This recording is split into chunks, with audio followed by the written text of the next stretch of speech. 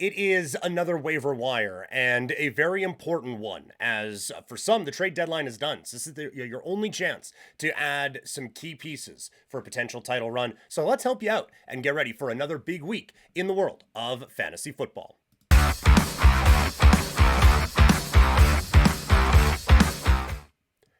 The fantasy football waiver wire, always important, and especially now that some places won't let you trade anymore. So we need to get some of those big fantasy football options out there for the people. So that's what we're going to do here with the waiver wire. Let's begin at quarterback. And there's actually a couple of good quarterback options here this week. Of course, for those of you who are new, we only use those who are owned in 35% of leagues or fewer. So check your options. Maybe there are some better ones out there, and we'll help you with that with the waiver wire rebound coming out on Wednesday. But we'll start with Jacoby Brissett, 35% owned for Arizona, coming off of setting the completions percent, or the completions record. Sorry, completions percentage record was in the Canadian Football League and Grey Cup.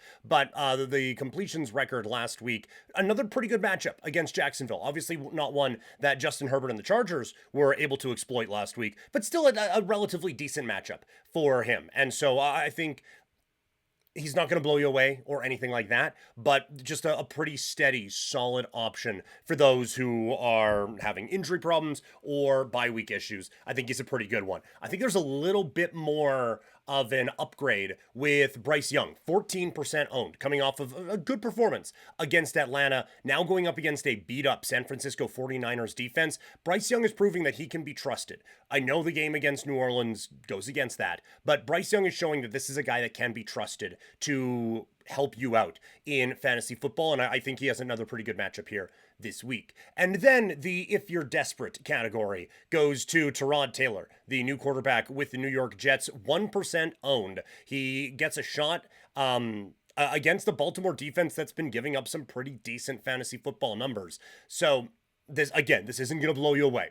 I wouldn't pick up Taylor expecting to win your week. Although maybe, like if you are just absolutely desperate and need a home run swing, maybe, because that Ravens team has given up some pretty good numbers to quarterbacks. But for Taylor, I think there is, this is again, just keep it between the white lines for us, man. But I think there's a little bit of value. I know the options out there aren't great and everything like that, but I think there's a touch of value, 1% owned. I think he's going to do okay this week against the Baltimore Ravens. So those are the quarterback options that we have for you this week.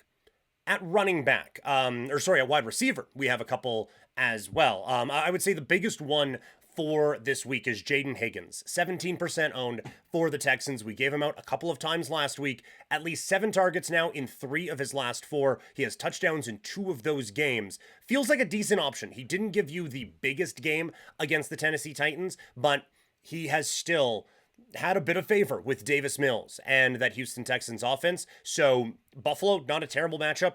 Quick turnaround. I think Higgins has a decent day.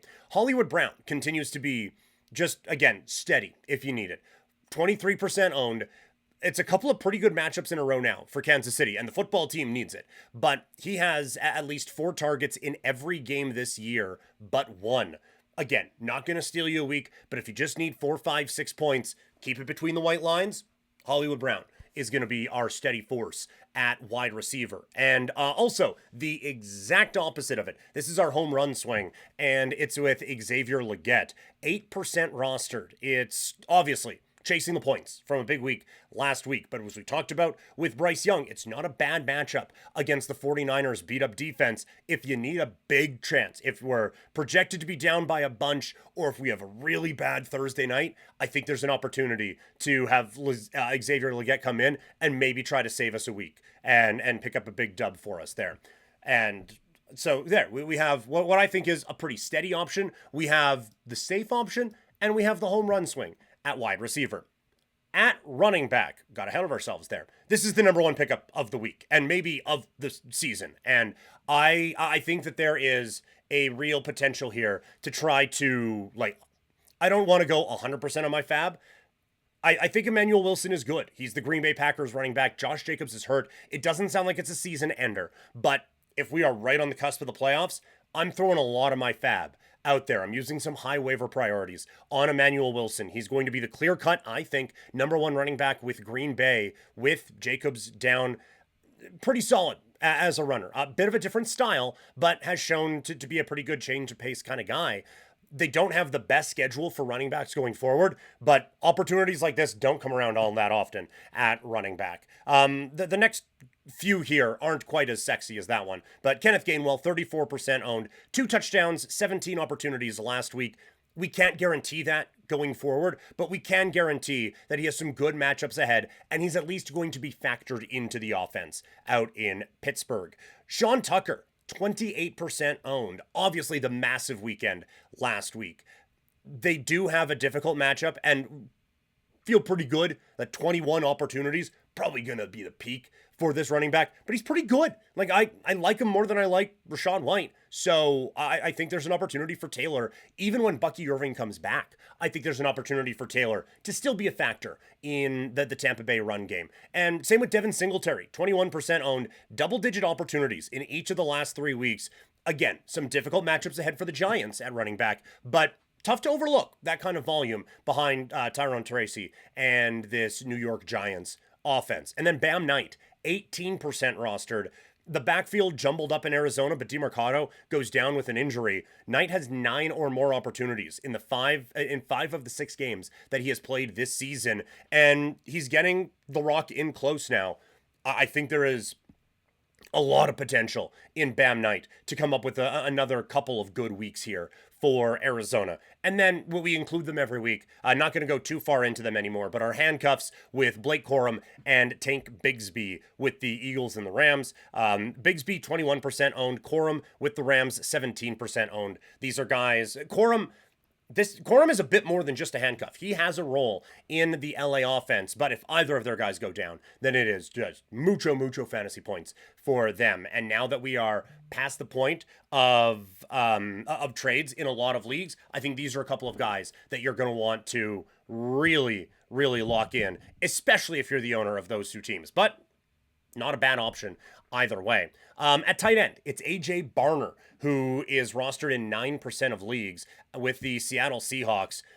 It's not the first time we've chased a big week with Barner, but he has some good matchups, and this is one of the better offenses in the National Football League. So I think Barner, a little boomer bust, but you can say that about most tight ends. Pretty good fill-in if we're missing a Sam Laporta and our last option didn't go well. And then our streaming defense of the week is a bit of a surprise, because it's the Indianapolis Colts who are playing the Kansas City Chiefs. I never thought I would get to the point where I would be suggesting a team that's facing KC, but we're here. Kansas City's offense does not look like one that scares you from a fantasy standpoint, so I like the Colts to go up against this Kansas City defense here this week. Anyone else that I missed that you guys are thinking of, or any questions, who to drop, or anything like that, throw them into the comments on this video. I get to everything that you guys ask, so we will get to them there. Any disagreements with anything I said, throw it in there as well. Love having the debates with everyone in the comments. And if you have any fantasy football questions, you can get them in tomorrow on Wednesday, November 19th. At 10 a.m. Mountain Time when we go live. We're going to go live Wednesday at 10 a.m. and we're going to go live Thursday, November 20th at 10 a.m. on the channels that you see on the overlay here. Going to go live with those. So make sure you check us out and get your fantasy football questions in then. And share this with your friends. I know we like to keep our hidden gems of fantasy football a secret, but hit that share button. It really helps grow this show. And while we want to keep things a secret, I would like to grow this show, and that would allow me to do a whole lot more fun stuff in the fantasy football world, but I do need your help for that. So make sure you hit that share button to send this out to, if you have some fantasy football friends who aren't in a league with you, to send it to them. That would help me out a great deal.